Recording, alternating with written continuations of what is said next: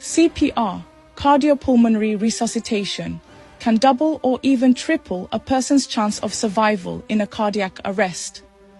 In this video, we'll walk you through the correct step to perform CPR, so you can act quickly and confidently in an emergency.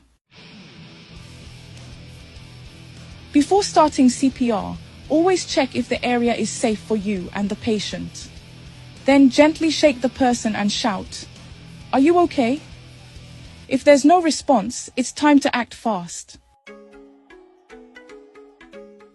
If the person is unresponsive and not breathing normally, shout for help and call emergency services immediately. If an automated external defibrillator or AED is available, get it. It can significantly improve survival chances. Now, place the heel of one hand on the center of the chest, between the nipples. Place your other hand on top and interlock your fingers. Keep your arms straight and push hard and fast. At least 100 to 120 compressions per minute, and at least 2 inches or 5 centimeters deep.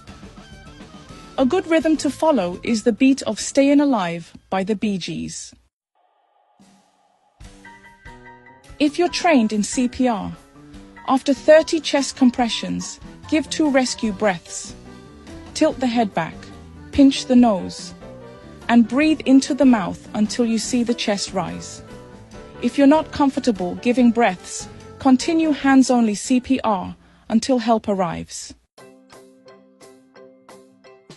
If an AED arrives, turn it on and follow the voice instructions. It will guide you through the process, applying pads, analyzing the heart rhythm, and delivering a shock if needed. Continue CPR until emergency responders take over. And that's how you correctly perform CPR. Remember, acting fast can make the difference between life and death.